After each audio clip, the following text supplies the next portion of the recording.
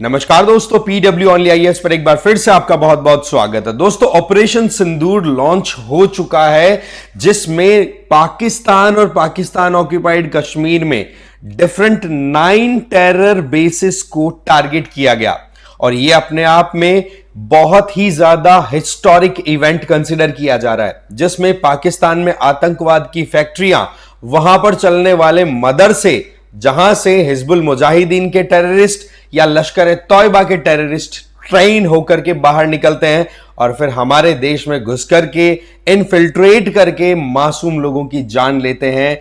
उनको उन्हीं के घर के अंदर घुस के अच्छे से सबक सिखा दिया। नाम रखा गया है ऑपरेशन सिंदूर। लॉजिक सिंपल है कि जिन सिंदूरों को पहलगाम अटैक के दौरान उजाड़ा गया था, उनका यह बदला है। एक सीधा मैसेज कि जो कोई भी इनोसेंट इंडियन सिविलियंस के साथ में इस तरीके की हरकतें करेगा, वो बख्शी नहीं जाएगी। वैसे तो इंतजार बहुत लंबा हो चुका था। बात थी 7 मई की कि हम एक मॉक ड्रिल करवाएंगे पूरे देश में कि हम अगर वॉर काइंड सिचुएशन में आए तो क्या होगा, और एग्जैक्टली आज शाम के टाइम पे वो ट्रायल हो भी सकता है। बट द पॉइंट इज कि यहां पर पाकिस्तान में सायरन बजा दिए इंडिया में सायरन बजने से पहले, और यह अपने आप में बहुत ही important update government of India की तरफ से मिनिस्ट्री ऑफ डिफेंस ने पीआईबी पर प्रेस रिलीज करते हुए बोला, जिसमें बोला कि operation Sindoor Indian arm forces के द्वारा प्रिसाइजली कंडक्ट कर दिया गया है पाकिस्तान में और पाकिस्तान ऑक्यूपाइड कश्मीर के 9 डिफरेंट साइट्स के ऊपर। मैं नाम भी बताऊंगा, साथ ही साथ यह भी हमारे लिए जानना जरूरी है कौन से वेपन यूज किए हैं, किस तरीके से हमारे पॉलिटिकल लीडर स्टेटमेंट दे रहे हैं, इंटरनेशनली क्या रिएक्शन आ रहा, पूरा हम इस वीडियो में जानने की कोशिश करेंगे। बट इंडिया की तरफ से जो स्टेटमेंट है वो देखिए, हमारी डिफेंस मिनिस्ट्री की तरफ से, कि हमारा जो टारगेट था वो टेरर आउटफिट्स के ऊपर था। हमने कोई भी एस्केलेटरी मेजर नहीं लिया है, हमने कोई आर्म फोर्सेस को इन्वेड नहीं कराया है। हां, यह बात सही है कि पाकिस्तान की तरफ से फिर आर्म फोर्सेस का एक रिटेलिएशन आया है, सीज फायर एग्रीमेंट का वायलेशन उन्होंने किया है। जम्मू एंड कश्मीर में जो पूंछ और राजौरी वाला रीजन है, वहां पर भिम्बेरी गली एरिया आता है, वहां पर पाकिस्तान की तरफ से गोलियां चलाई जा रही है। वो बात अलग है कि इंडियन आर्मी की तरफ से मुंह तोड़ जवाब दिया जा रहा है उनको।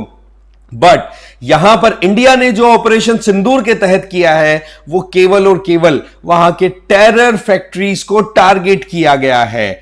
हमारे जो 25 भाई जो थे पहलगाम में घूमने गए थे, निहत्थे लोगों को वहां पर जो मर्डर किया गया था, एक नेपाली सिटीजन भी उनमें था, तो बोला उसका जवाब लेना बहुत ज्यादा जरूरी था और इसी के लिए ऑपरेशन सिंदूर लॉन्च किया है। बाकी डिटेल्स है वो time to time ministry release करती रहेगी। अब कहां कहां पर हिट किया आप देखो, मुजफ्फराबाद में, बाग में, गोलपुर, बिम्बेर वाले रीजन में, ठीक है, कोटली, इसके अलावा सियालकोट, चाक आमरू और मुरिद के और बहावलपुर।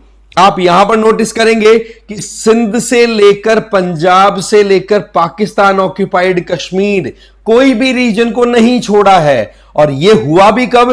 रात को जब हम सो रहे थे 1:44 पे।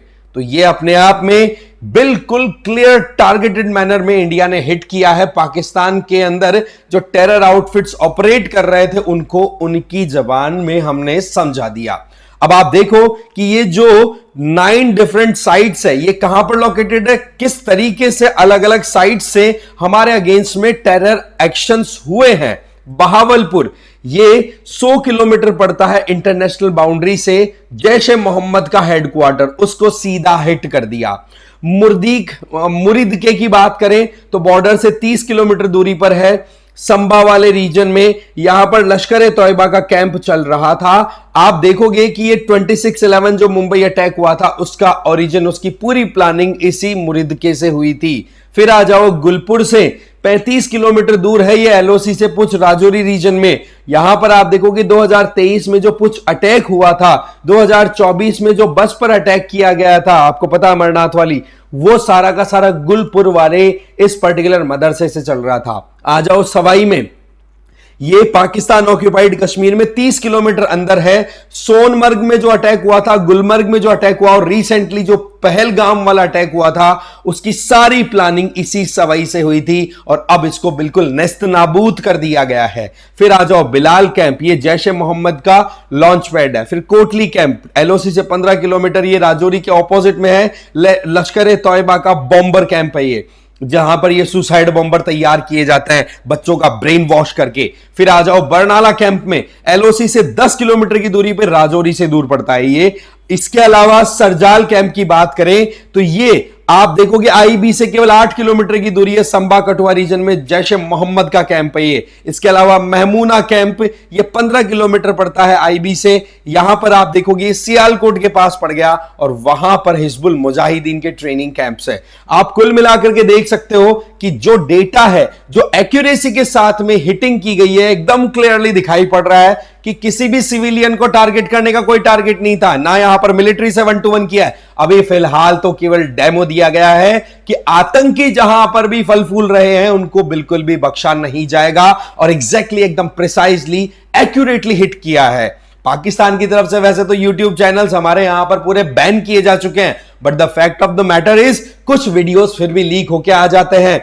जो पाकिस्तान की इमरान खान की पार्टी है ना पीटीआई, उसके जो एक्टिविस्ट हैं अब वो पाकिस्तानी मिलिट्री के पीछे पड़ चुकी है और वो लोग फिर एक्चुअल में इंफॉर्मेशन रिवील कर रहे हैं। और उनका क्या कहना है, एक बंदे का वीडियो आया था कि मौलाना मसूद अजहर है उसके मदरसे के ऊपर 4 मिसाइलों का हिट किया गया है। वो बैलिस्टिक मिसाइल्स थी, जहां तक उसकी बात बोल रहा हूं मैं, वो बैलिस्टिक मिसाइल्स थी जिन्होंने हिट किया। ऐसे में पूरा मदरसा एकदम खत्म हो गया। फिर बात आती है कि हमारे इंटरनली पॉलिटिशियंस का क्या कहना है। तो राहुल गांधी जो कि लीडर ऑफ ऑपोजिशन है, उन्होंने इंडिया के द्वारा जो ऑपरेशन सिंदूर कंडक्ट कराया गया है उसको कंप्लीट सपोर्ट दिया है। जबकि राहुल गांधी ने previous air strike, surgical strike पे बहुत सारे सवाल उठाए थे, बट अभी एकदम क्लियरली कहा है कि हम बिल्कुल इंडियन आर्म फोर्सेस के साथ में हैं। आ जाइए एस जयशंकर जी, देखो जी इनके द्वारा तो सीधा कह दिया world must show zero tolerance for terrorism, क्योंकि टेररिज्म जो है वो किसी का भी सगा नहीं है। आज पाकिस्तान खुद रोता फिरता रहता है कि हम सबसे बड़े विक्टिम है टेरर एक्ट्स के। तो बोला तुमने ही तो अपने बैकयार्ड में इन स्नेक्स को पाला था, अब भुगतो। आ जाइए फिर इंटरनेशनली लीडर्स का क्या कहना है। देखो डोनाल्ड ट्रंप का तो ये कहना था, it's a shame we just heard about it. Trump ने रिपोर्टर्स को कहा, I guess people knew something was going to happen based on a little bit of the past. They have been fighting for a long time. यहां पर Donald Trump को idea तो था कि होगा, क्योंकि इंडिया की तरफ से क्लियर स्टेटमेंट था कि हम निर्दोष लोगों को ऐसे कैसे हो सकता है। ये तो एग्जैक्टली वैसा तरीका था जैसे हमास ने 7 अक्टूबर 2023 को इजराइल में, जब लोग अपनी आराम की जिंदगी शांति से जी रहे थे, वहां पर घुस के उन लोगों ने जो एक्ट किया था, कुकृत्य किया था, उसका जवाब इजराइल ने दिया ना। एग्जैक्टली उसी तरीके से हम भी अटैक करेंगे। अब यहां पर सबसे बड़ा इशू क्रिएट होने का जो डर है या जो बनने का पूरा स्कोप है कि ये जो टेरर आउटफिट्स को ऑपरेट करने वाले लोग हैं, ये जनरली पब्लिक के बीच में से ऑपरेट करते हैं। और फिर जब इंडिया या इजराइल रिटेलिएट करेगा, या इजराइल ऑलरेडी कर चुका है, तो वो सिविलियन एरियाज को हिट करता है, तो वहां पर विक्टिम कार्ड खेलने लग जाते हैं। बट ये अब नहीं चलेगा। इसी के अलावा यूएस के सेक्रेटरी स्टेट हैं मार्को रूबियो, उनका यह कहना है कि हम सिचुएशन को देख रहे हैं इंडिया पाकिस्तान के बीच में और कोशिश करेंगे कि दोनों न्यूक्लियर आर्म एशियन नेबर्स शांति से इस मुद्दे को सेटल कर दे। एंटोनियो गुटरेस इस बात को लेकर के कंसर्न शो कर चुके हैं और यूएई की तरफ से स्टेटमेंट आया है कि देखो दोनों को रिस्ट्रेंट बरतने की जरूरत है, डीएस्केलेट करो, टेंशंस को रिड्यूस करो, रीजनल और इंटरनेशनल पीस को थोड़ा सा मेंटेन करने के लिए काम करो। और यह स्टेटमेंट आया है यूएई के deputy prime minister of foreign affairs Sheikh Abdullah bin Zayed Al नायान के द्वारा। ये अपने आप में पूरी दुनिया के कंसर्न्स को भी दिखा रहा है, बट द पॉइंट इज कि पाकिस्तान को पाकिस्तान की ही लैंग्वेज में समझाना जरूरी था। और अब की बार सबसे बड़ी बात क्या हुई है कि अटैक पीओके वाले रीजन में जो टेरर आउटफिट्स ऑपरेट कर रहे हैं, सिर्फ वही नहीं, हमने अटैक किया पाकिस्तान के पंजाब में और सिंध में। और हमारी नेवी बिल्कुल रेडी है कि अगर पाकिस्तान कहीं और से फ्रंट खोलने की कोशिश करे तो वहीं पर दबा दिया जाएगा। हालात कुछ ऐसे हैं कि ये जो मदर से चल रहे थे वहां पर अब कूड़ा कबाड़ा बच चुका है। सवाल आता है क्या यूज किया गया। देखो, जो लाइटरिंग म्यूनिशन है, टारगेटेड वेपन यूज किए हैं जो कि ऑटोमेटिकली या फिर ह्यूमन कंट्रोल्ड मैनर में ऑपरेट करते हैं। तो ऐसे में इंडिया की तरफ से तो क्लियर स्टेटमेंट जा चुका है, पाकिस्तान भी अपनी तरफ से छोटी मोटी गोलियां चला करके काम कर रहा है। मिस इंफॉर्मेशन बहुत सारी फैल रही है। पाकिस्तान बोलता है हमने राफेल गिरा दिए, मिग गिरा दिए। ओ भाई, तुम्हारे वहां पर जो हुआ है उसको तुम सोचो तो सही, तुमने क्या किया है क्या नहीं, और उसका अब खामियाजा और कितना भुगतना पड़ सकता है। अगर गड़बड़ की तो अब खामियाजा और भी बड़ा हो सकता है। बाकी समय बताएगा। कोई और अपडेट आएगा डेफिनेटली मैं आपके साथ शेयर करूंगा। बाकी आप मुझे फॉलो कर सकते हैं इस क्यूआर कोड को स्कैन करके, और PWLIS की तरफ से ही फाउंडेशन कोर्सेज रन कराए जा रहे हैं जिनको आप फॉलो कर सकते हैं अपने रिक्वायरमेंट के बेसिस पे।